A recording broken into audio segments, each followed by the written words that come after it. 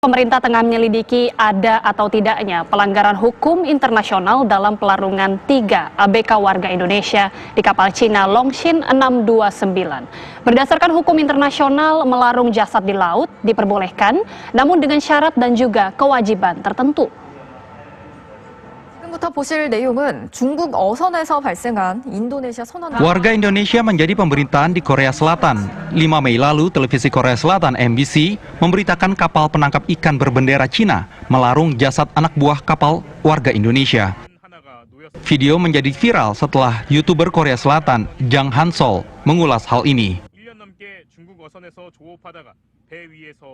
Menurut Jang Hansol, sejumlah warga negara Indonesia yang menjadi anak buah kapal diperlakukan tidak pantas. Pengamat hukum internasional Hikmahanto Juwana mengatakan, burial at sea atau melarung jasad di laut bukan pelanggaran hukum, asalkan mengikuti aturan.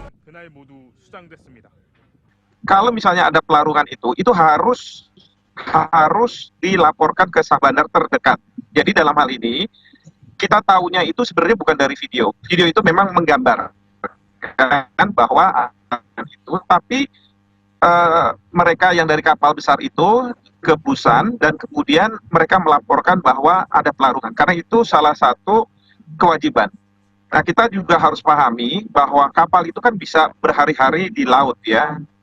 Bisa sehari, bisa seminggu, bahkan bisa sebulan gitu. Nah, ketika terjadi katakanlah anak buah kapal yang sakit kemudian meninggal dan di sana tidak ada fasilitas untuk membekukan jenazah, supaya tidak kemudian berakibat buruk pada awak yang lainnya, maka memang ada ketentuan di dalam ILO itu yang membolehkan untuk dihanyutkan atau istilahnya dimakamkan di laut, sea burial gitu ya. Nah, itu yang mungkin terjadi.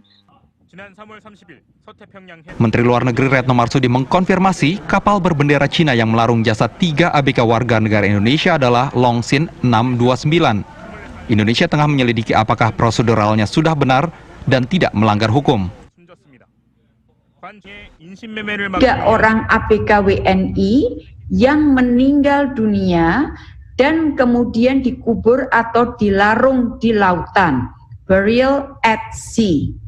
Yang pertama terjadi di tanggal 30 Maret menyangkut 1 WNI ABK, sementara kasus yang kedua meninggal Desember, yaitu 2 orang WNI meninggalnya adalah di laut di Samudra Pasifik.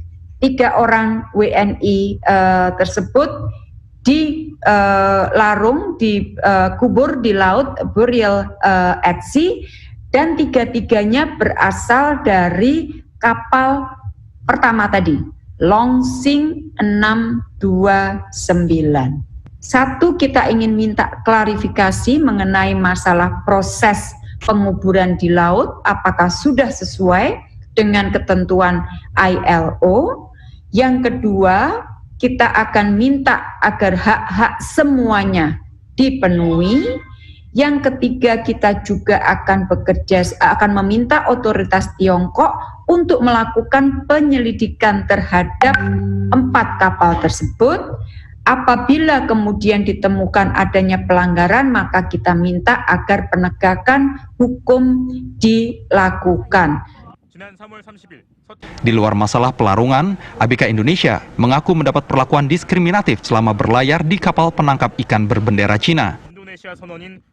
Rizky Fauzan, Mas Rizky, sebenarnya makanan apa yang dikonsumsi oleh Mas Rizky, apakah juga berbeda dengan ABK lainnya yang bukan ABK Indonesia? Ya, berbeda, Ibu. Kami makan dengan umpan ya, umpan untuk mancing, dan itu pun nggak segar ya, Bu. Mungkin udah terlalu lama di dalam freezer, jadi dalam kategori tidak sehat lah. Dan ayam pun juga begitu. Dalam freezer jadi nggak terlalu fresh. Sayurnya pun juga sama. Ya. Tapi kalau ABK selain Indonesia ini makanannya yang fresh. Dan menurutku sih yang pernah aku lihat sih enak ya. Berapa lama Mas Rizky mendapatkan perlakuan ini? Selama kurang lebih hampir 13 bulan, Pak. Kemudian air minum yang diberikan itu bagaimana, Mas Rizky? Air minumnya itu dari air laut ya, Bu. Lalu difilter gitu. Pernah melawan tidak Mas Rizky terhadap perlakuan yang tidak manusiawi yang diterima ABK ini?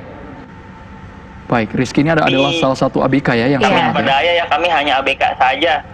Lalu pun anak-anak cuma berharap yang penting bisa selamat sampai finish nanti. Jadi lebih pasrah mungkin ya.